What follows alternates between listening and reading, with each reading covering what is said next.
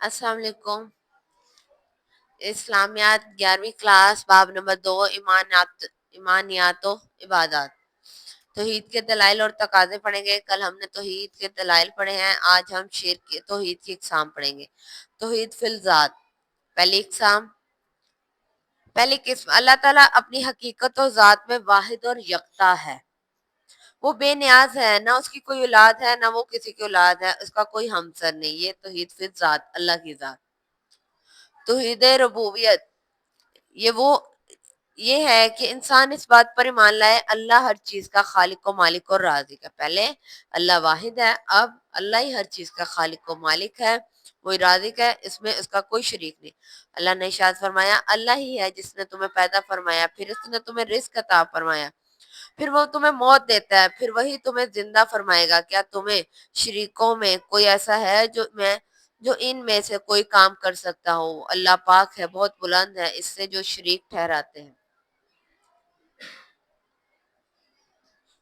توحید الوحدت، توحید اس سے مراد یہ بات پر ایمان لایا جائے کہ صرف اللہ ہی معبود برحق ہے۔ پہلے ہی اللہ ایک ہے، دوسرا اللہ کے ساتھ اور کوئی نہیں ہے جو اس کی برابری کر سکے۔ اب کیا کہتے ہیں کہ دوسرا تھا اللہ ہی ہر چیز کا خالق ہے، اب ہے کہ اللہ کے سوا عبادت کے لائق اور کوئی نہیں، نہ اس کا کوئی شریک ہے، یعنی اللہ کے سوا کسی اور کی عبادت کرنا ہرگز جائز نہیں۔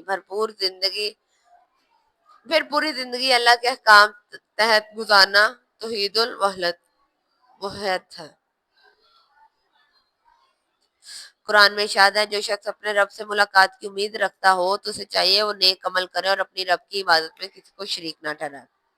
توحید اسم و صفات، اللہ کو اس کی خاص اسم و صفات میں یکتا اور تنہا جاننا توحید اسم و صفات ہے، یعنی یہ اعتقاد رکھنا، یہ یقین رکھنا کہ جس طرح اللہ اپنی ذات کے اعتبار سے واحد، اکیلا اور یکتا ہے، اسی طرح وہ خاص اسم صفات اور افعال میں بھی واحد اور یکتا ہے۔ جو صفات اس میں ہیں وہ اور کسی میں نہیں پائی جاتی۔ اگلا ہے شرک کی اقسام۔ شرک کے لغوی معنی حصہ دار یا سانچہ پن۔ دین کی اصطلاح میں شرک کا مفہوم ہے اللہ کی ذات یا صفات، کے تقاضوں میں کسی اور کو اس کا حصہ یا سانجھے داری ٹھہرانا۔ شرک 3 طرح کا ہے، ذات میں شرک، صفات میں شرک، صفات کے تقاضوں میں۔ ذات اس کا مفہوم یہ ہے کہ اللہ کی حقیقت میں کسی دوسرے کو حصہ دار سمجھنا۔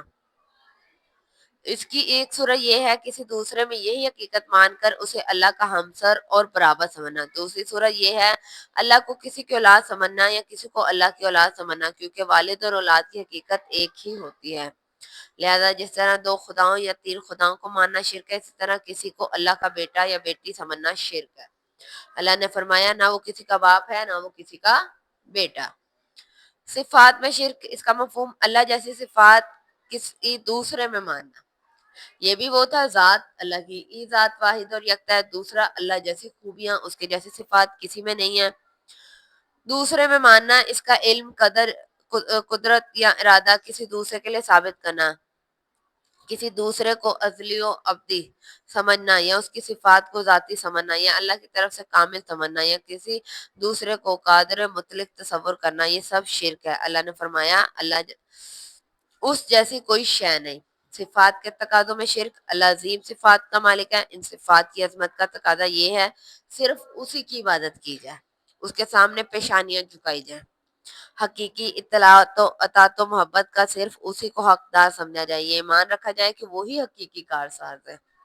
اقتدار اعلیٰ، مطلب سب سے بڑا اقتدار صرف اللہ کے پاس ہے۔ ٹھیک ہے، اللہ ہی تو ہر چیز کا مالک و خالق ہے، وہ جسے چاہے نوازے، جس سے چاہے چھین لے، جو چاہے کہے۔